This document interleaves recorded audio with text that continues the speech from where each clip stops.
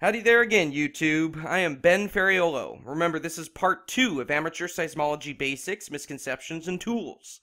Part 1 should be watched, especially in regards to network and station codes. Please go watch that video first if you have not seen it, before watching this one.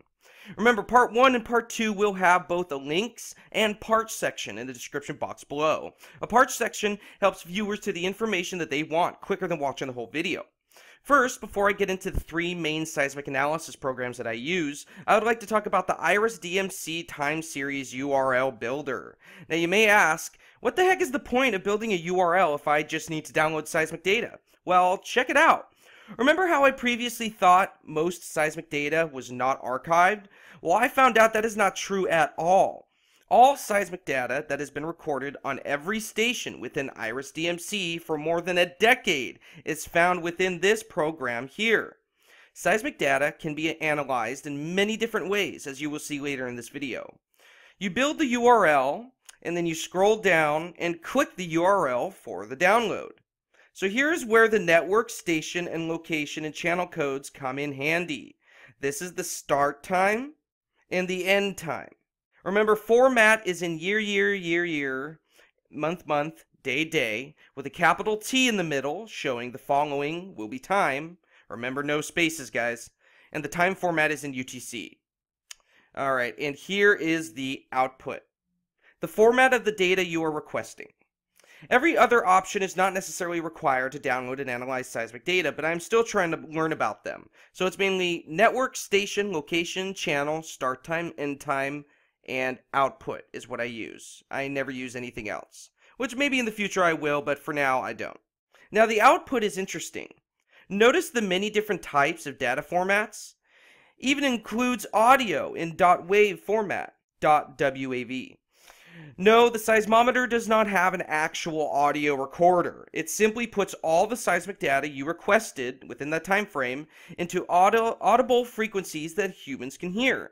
It's actually pretty cool with some of the swarms at Yellowstone. If you wish to receive some audio files of the cool sounds from a Yellowstone earthquake swarm, please email me the address in the description box below and I will try to send you a few clips. Or you could do it yourself using this URL builder. The one that is too simple is the plot, which does not provide much information necessary for analysis. The one data format I find myself using with seismic analysis tools is .sac. So we will pick SAC binary big endian. SAC binary big endian. Now let's say you want to analyze the first sequence of the earthquakes in the 2017 Yellowstone swarm that started on June 15th. For this example, we will use one station, YMC, Maple Creek. But for the record, if you really want to attempt to fully understand the cause of an event or the magnitude or the depth or the distance, it is best to use at least 2 to 4 of the closest seismic stations around the event that you are analyzing. For example, we will use this time period from here all the way down to here. So 0 UTC to 6 UTC on June 16th. So for this example, enter the network code, which is WY. Then the station, which is YMC. Please remember to mess around with this stuff yourself, guys. That is how I learned. Personally, that is how I learned the quickest. As long as you are familiar with the basic seismic codes and the output format that you want, you are pretty much good to go. How I learn is through personal trial and error and experimentation. That is the best way that I learn. Next, enter 01, since that is the location code given, and then enter EHZ for short period vertical. Other channel options are usually available for a single type of ground motion. For example, EHN instead of EHZ would record the north ground motion, and Z usually means vertical. Next, enter the correct start time. So for this time period from here to here, the start time will be 2017-06-16. Coincidentally, that is about the same time that my son Elijah was born. He was born on June 15th. And remember, remember, no spaces, guys. And then since it's 000000, and then next the end time will be somewhat the same. 2017-06-0, nope, whoops, -16, there we go, T060000. Next, make sure the appropriate output is set. In this case, it'll be SAC binary big endian, and you are pretty much ready to roll. I suggest that you use this option. So what next? Scroll down and click the URL that you built. What will happen? A download window will hopefully pop up. If data was not recorded, a station offline, or if anything you input was incorrect, it will say not available. So let's press OK and download it. Looks like the download worked and is indeed in .sac format right here. I will show this same download as an example for both the swarm and waves seismic programs. Sadly, the program I'm about to show first, JamaSEIS, can open .sac files, which I literally just found out yesterday, but the analysis of the waveforms is not great at all. Someday I hope they change that. So if you wish to continue this example while skipping the JamaSEIS program overview, please visit the parts section in the description box below, otherwise just keep watching. I know this seems like a lot of information, but I just recently got the hang of it, and trust me, it comes naturally now. So as long as your interest in digging deeper into the causes of certain seismic events is strong, some of this info should very soon be as easy as breathing is to you. Now here we are at the JamaSEIS program. I still don't know if it is pronounced JamaSEIS or JamaSEIS. I currently have one source up, but I want to remove it first before I show you how to work the program. So go to File and click Manage Sources. Now click the source that you want to remove and click Remove. And then press OK. Notice how no window popped up after I pressed OK? Well, heed my warning carefully. Whenever you remove a source, it will ask for a delete confirmation. Do not, I repeat, do not allow it to delete any data ever. I turned off this option a while back and can't seem to get to the window again to show you an example of it, but if it asks for a delete confirmation, there should be a drop-down window that you can select None. The checkmark box with the station name next to it then should be gray and uncheckable. Make sure it says None and then press OK. After that, it should not pop up again or delete your data. I sadly lost some data once that I recorded using the JamaSEIS stream view, but thank God there is the IRIS DMC time series database. Now, let's say a large earthquake just struck West Yellowstone and you want to view it. We will use two stations, or in other words, sources, for this example. Now, click File, Manage Sources, do Add Source, go to IRIS DMC, press Manual. Remember, the map view option is not that great. Press Full Station List if you don't know the exact location or channel code you need, and it will open the networks first. Select the network you need, so we will select the WY network, the network that covers Yellowstone caldera. Next, pick the station you want, so we will pick YMC, Maple Creek, which is near West Yellowstone. Click 01, usually the first location option it gives is what you will use, and then click EHZ.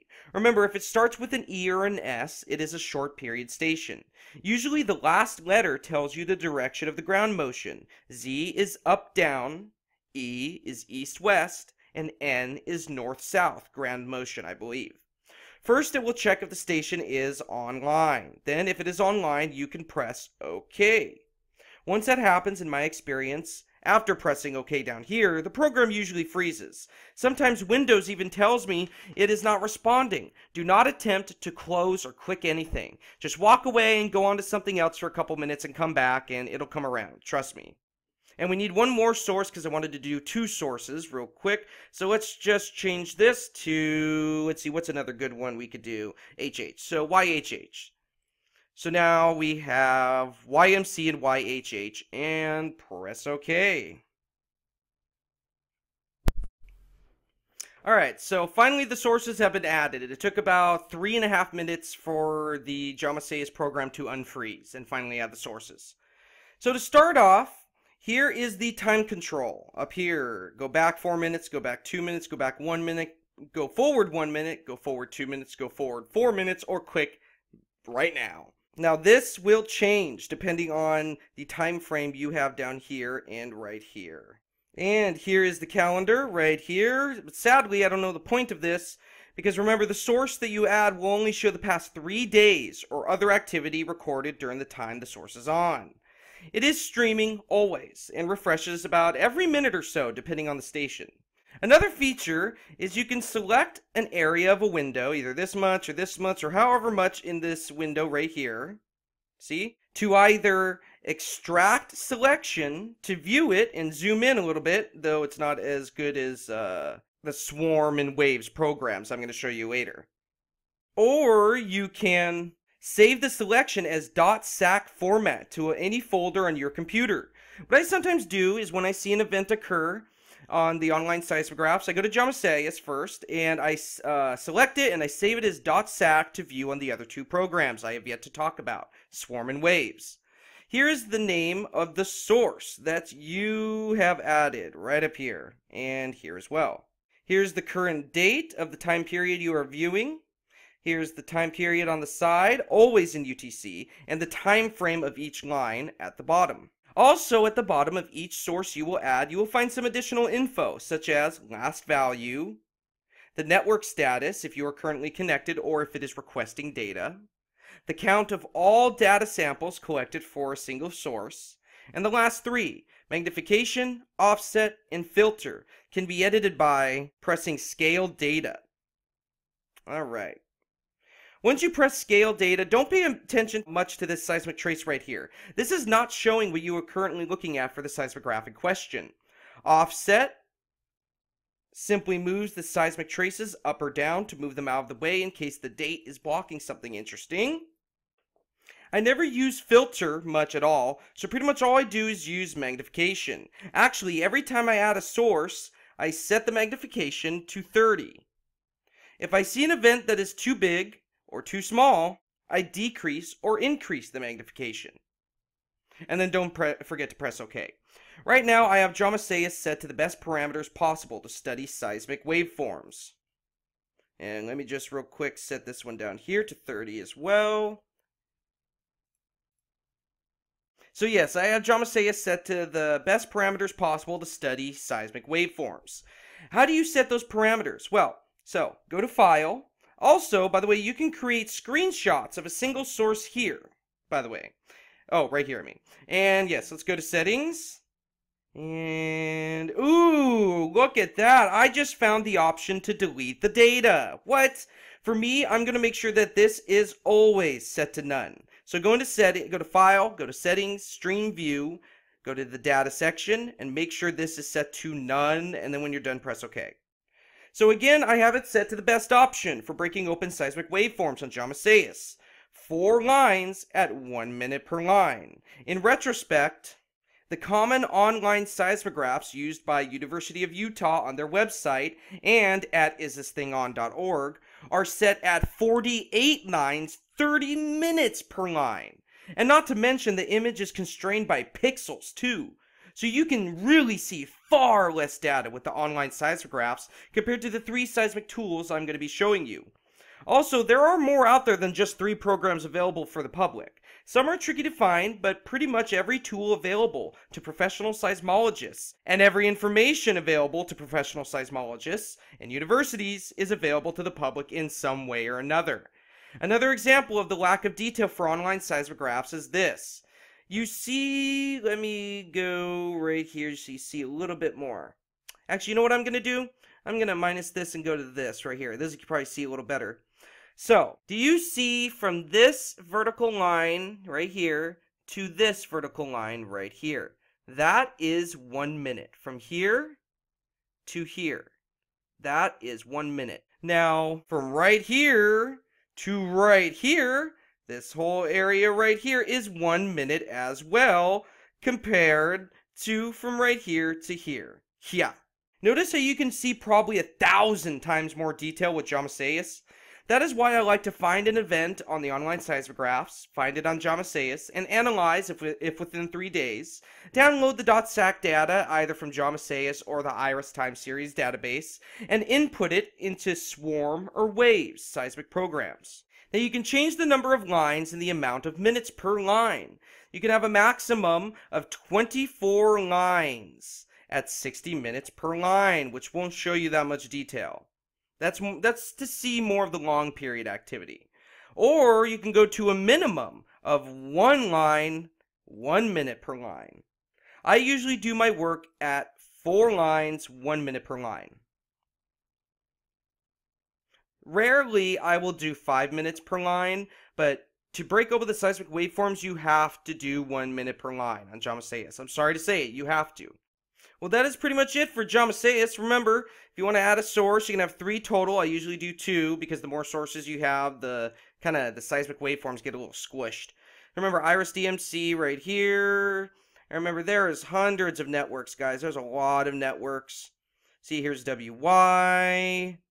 UW, yeah, we got a lot of networks here, so don't forget that, and please mess around with this program yourself.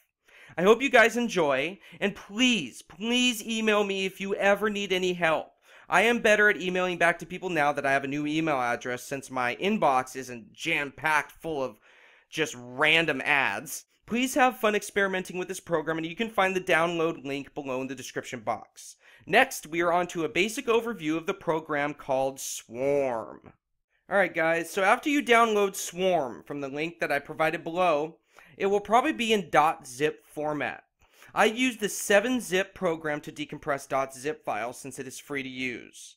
Once unzipped, click the folder, and then click Swarm _ console. For the record, this program was created by the Alaska Volcano Observatory. A black window will pop up, which I believe needs to be on while the program is on. I once shut it off and the Swarm program froze. Wait a few seconds and the Swarm program will come online. For the sake of time, I'm only going to show you the certain things that I commonly find myself doing while analyzing seismic waveforms in this program, while using the example data that we retrieved from the Iris Time Series database earlier in this video. To discover the other cool things about this program, such as live data streaming, just like the SpectraNet channel or the KiwiQuakes channel, do some experimenting on your own. For those interested in seismology and monitoring Yellowstone, the fact that software like this exists for public use should be a big sigh of relief. It sure was for me. Don't take part 1 and part 2 of this video as a complete guide. I learned everything I showed you and everything I will show you by personal trial and error, which in my opinion is the best way to learn. Now, let's open that .sac file we downloaded earlier in the video for examination. Go to File, and press Open File. And open the .sac file we recently downloaded. Depending on how long the file is, it will load on the side, and when it is finished, you will see something appear with the station name at the beginning when it is done being added. By the way, just a heads up, if you open 2 files from the same source, say 2 .sac files for station YMC, yet from different dates and different times, it could glitch and not even show for some weird reason. If that happens, simply go back to File, and then press Close Files, and then try again. Go ahead and double-click the file you have opened to bring it up on the seismic clipboard. Notice how it looks similar to the University of Utah seismographs? It is similar, except you can manipulate it. First, here are the helicorder settings right here for each clipboard that you have open. Click it and you will notice that you can change the time frame on the side, which is right here, hours, and the time frame at the bottom, minutes. You can also change the time frame by using these 4 buttons. This one, this one, this one, and this one. On JamaSEIS, doing this allowed you to view the waveforms in a better light, at least giving you a fighting chance in discovering the cause of a certain event. But on here, you must do something a little different. Real quick, this scale here changes the height of the amplitude on the seismograph, for an example. See? See that? Changes the height. Now pressing this button right here toggles it from amplitude height to clipping options. Now what does that mean? Let me scale it all the way down. Notice all the red? Now let me scale it all the way up. Notice less waveforms were clipped? Well, on the U of U seismographs online and on this program, any vertical red bar is not an earthquake being quote-unquote tagged or recorded. It simply means the amplitude was cut, so it does not intrude on the above seismic traces. Otherwise, if there was a very large swarm over a period of multiple hours of large magnitudes, it could make reading the seismograms difficult. So, to view the breakdown of seismic waveforms, you must select this option right here. Now drag across any given area to open the window. You can use these two buttons right here to zoom in and out of the window of analysis if you want. See? And it makes this window right here wider. And then zoom in, or zoom all the way out, and zoom all the way in. Yeah, you can see a lot of detail with this, guys. You can also manually zoom in by selecting an area of your choosing to view, such as this. And you can zoom in, and zoom in, and zoom in, and zoom in, and zoom in, and zoom in. Look at that! Until you can't zoom in anymore. And those are milliseconds down there. Man, let's turn that back on. Yeah, it's pretty cool you can zoom in as far as possible. Look at that. And if you zoom in too far, I haven't found a way to zoom back out, so I'll just press X and then just click the area in question again. Now real quick, I have the selection window over an area where there was no activity whatsoever except microseisms. Now, microseisms is just normal background activity that the Earth creates, or maybe just tiny wind in the background. Microseisms have nothing to do with seismic activity at all, just normal vibrations. Now real quick, I want to keep your eye on this side right here on the left, which shows the minimum and maximum amplitude allotted. Here's 0 count, 200, minus 200. And let's zoom out just a little bit. Okay. Now as we go forward, you can see, now remember, keep your eye right here. Now, as we go forward, you can see the amplitude count changes. You see that? It just changed to 30,000. It changes in respect to the seismic trace it just received. Now as we go further, the amplitude does not change. The scale right here, once it maxes out, it stays that way. Here's an example. Let's go back, and it's stuck at 20,000. It doesn't show the seismic traces anymore, even when you zoom in like this. Now that kind of frustrated me a little bit because I cannot see the lower amplitude signals that occurred right after large amplitude activity. So what I usually do before I analyze the data I want is I go to wave settings, which is right here. Once clicked, it'll open a window. To get rid of that pesky thing I mentioned, uncheck persistent rescale. In my personal opinion, this should be done first before reviewing the seismic waveforms, but everybody has their own preference. And then press OK. So having that unchecked will show you the waveform no matter how far you zoom in. You see that? And then go back, it goes back down to 200. Goes up to 30,000, 20,000, and goes back down to 200. So you can even zoom in without having to restrict detail or having too much detail. Just right, by only showing the maximum amplitude in the time frame that you want. That's why I like to uncheck persistent rescale. Here we're back at wave settings, or if you'd like, you can click manual scale right here instead of auto scale, and you can set the minimum and maximum amplitude of your choosing. Next is the options for spectra analysis. Only two options. I sometimes keep the power unchecked, but the frequency checked. This, after checking this right here, the spectra, you have to click this first to go down here, and it allows you to judge the total frequency counts. Here, let me go back. Yeah, there we go. Press OK. Alright, it allows you to check and judge the total frequency counts for the time period you have selected within this window right here, no matter if you zoom out or zoom in. And here we have a typical spectrogram, but it doesn't look like one, does it? For some reason, it glitches out like crazy. So if you ever see this happen after having log power unchecked for some reason, check log power, go back, and it's fine now. Yeah, I don't know why it does that. I think it's a glitch. So, of course, it shows the time frame at the bottom and shows the frequency range on the left. More intense colors, such as red and orange, means more power. Blue is the weakest power. Remember, just like before, you can zoom in or out using these zoom in or out buttons right here. Or by using the selection zoom in right here. Remember, if you don't know, let's see. Oh, there we go. You can zoom back out. Perfect. Now, here we are back at wave settings. Let's focus on the spectrogram settings. I suggest that you leave it on manual scale unless you prefer otherwise. Here, you can change the minimum and maximum frequency range, and the window size, which I like to set to 1. And let's do that now. I like to set to 1 instead of 2. And the power range. I suggest that you guys mess around with this stuff yourself. Download some random.sac files from some random swarms at Yellowstone. It's pretty cool. I really like the swarm program, and I really like messing around with it. I didn't really understand the waveform options much in the beginning, but I do understand them now. Remember, if you need any help, you could always email me. So that is it for the swarm program. You can find a download below in the description box. It is absolutely amazing. IRIS DMC has over a decade worth or more of seismic data available for free download, along with free seismic analysis software. It looks like amateur seismology can be a thing if done correctly. It also seems that the online seismographs have very little use now, except for locating events that need to be analyzed using seismic analysis software. It takes a little bit more time and is a little harder to understand. But once you get the hang of it, trust me, it is a lot better than hovering over those online seismographs and pondering their characteristics and origins. And it is definitely better than taking someone's word for it when they claim magma intrusion. Always pay attention to the characteristics of certain events without taking someone's complete word for it. Don't even take my word for it.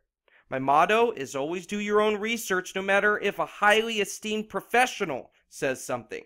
That way, you will never be fooled or deceived. And that goes for every part of life, guys, not just seismology.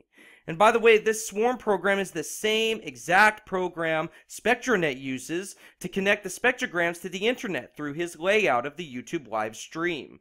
Of course, the number of monitors on his channel requires better processing power or better servers than what is available for free, but all data and all programs that SpectraNet uses is completely free and available for public use. Sadly, the owner of SpectraNet is a little less humble than what is acceptable in terms of personal attitude. So pretty much you can create the exact same live stream that he is creating. Now let's move on to the program called Waves and open that .sac file we downloaded from the IRIS time series database earlier in this video. So just like with the swarm program, after you download Waves from the link that I provided below, you will have to unzip the file, most preferably with the free 7-zip program, and there's a link below in the description box to that as well. After it is unzipped, just click the program Waves to begin. It'll take a few seconds to load. Here we go. Now this overview will be somewhat short since there are certain features in Waves I'm still getting used to and I still don't understand. This program is called Waves because it allows you to interpret seismic waveforms. So let's add that file that we downloaded earlier in the video from the IRIS time series database. So go to File and then go to Open. And let's open it and let's check it out. Look at that. So on the left, we have this number right here. This is the number of the highest amplitude within the entire frame that you are viewing, no matter how far you zoom in. So from here to here, this number will always show you the highest amplitude within that time frame you are viewing. Just like the swarm program, the scale constantly changes, but sadly that option cannot be turned off as far as I know. For example, let's zoom in a little bit and go forward, zoom in again. All right.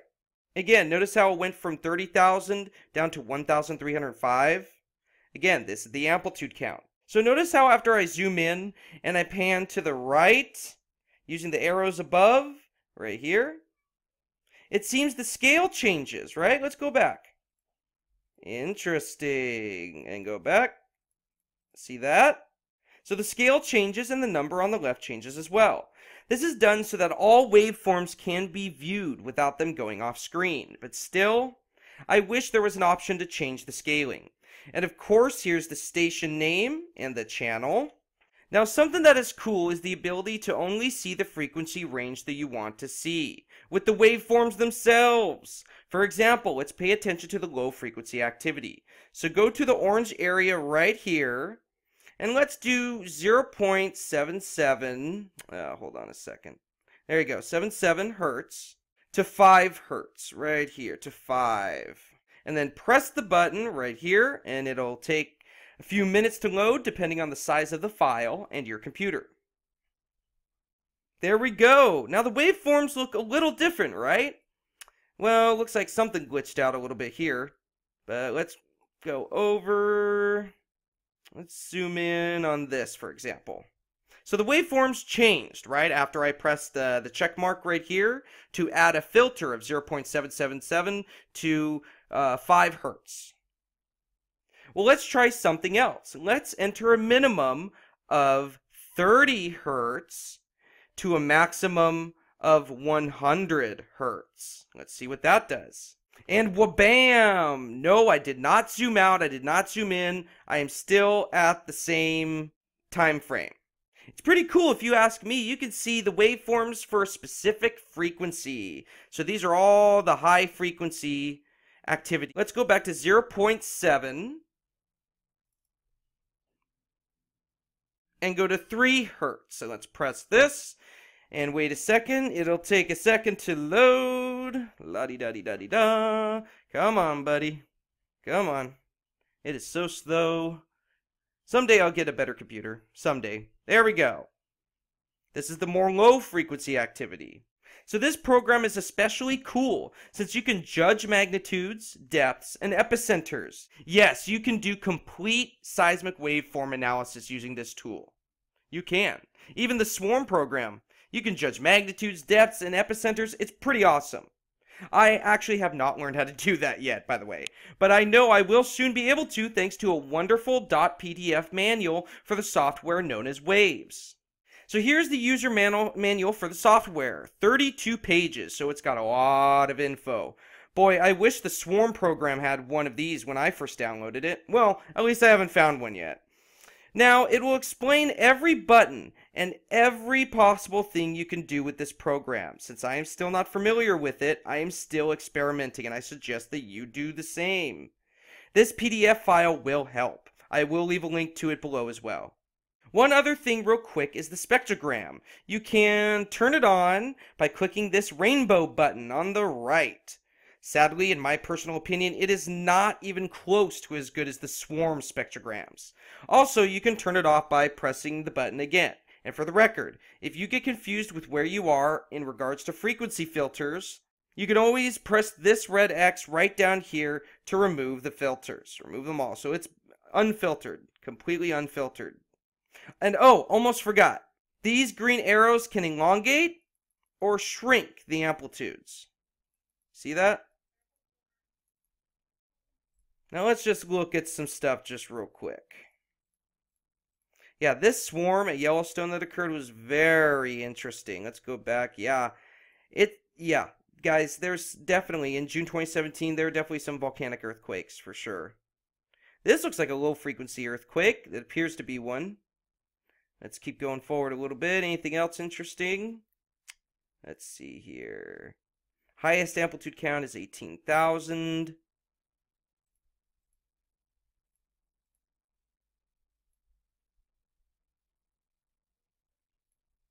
And I believe this earthquake here was caused by volcanic stresses. It seems that there was more upward motion, because this is a short period vertical, so it records the up-down motion. It looks like there's more upwards motion in this earthquake than downwards motion.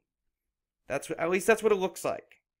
Now, what does that mean? That means the force was pretty much going upwards towards the surface. Well, guys, that is it for now. Remember to watch both Part 1 and Part 2, and to always check the description box below for links and the separate parts of the separate videos. We learned that not all that is said on YouTube or elsewhere in the world should be taken as absolute truth right away. Remember to always research everything you hear on your own time. I hope I was able to give you the information and the tools needed to study seismic events at Yellowstone and other places as well. Seismically monitoring Yellowstone, Mount Rainier, Newberry supervolcano in Oregon, and other areas for signs of unrest is quite literally my passion. I am actively involved, and I don't see myself ever quitting. We also learned about many different seismic signals related to both volcanic and tectonic activity, even some surface noise signals.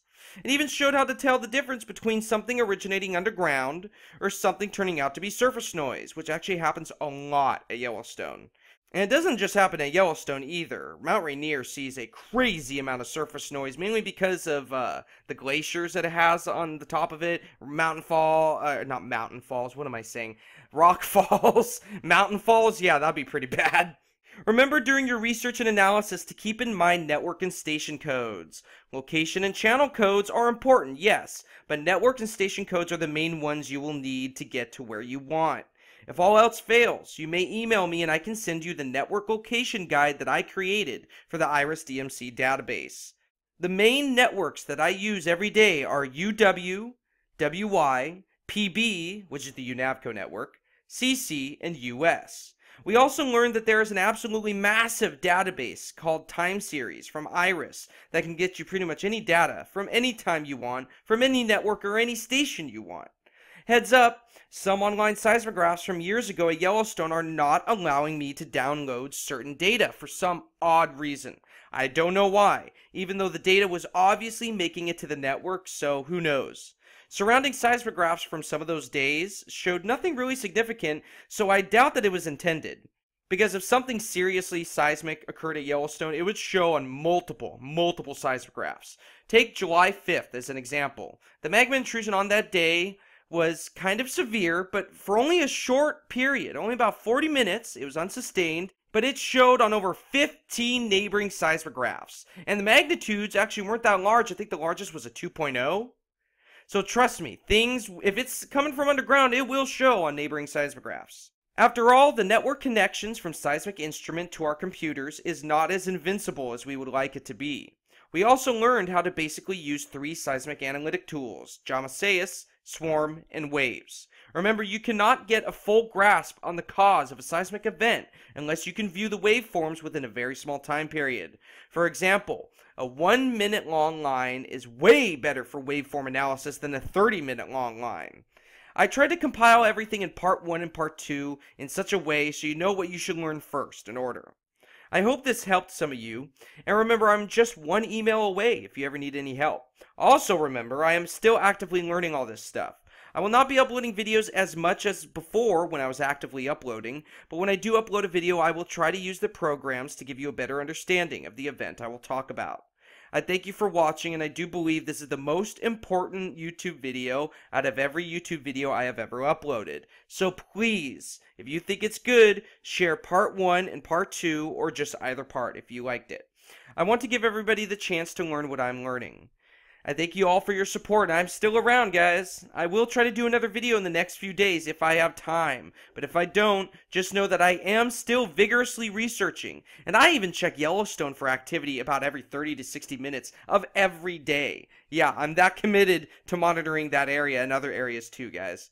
I love Yellowstone and hope to someday learn all that I can about the most active supervolcano in the world. And yes, the geysers are our sign that the volcano is only dormant, not extinct. I thank you for all your time, and I hope you have a wonderful day. If any magma intrusion occurs, I will report on it. God bless. The truth is hate or fear to those who hate or fear the truth. This is Ben Ferraiuolo signing off.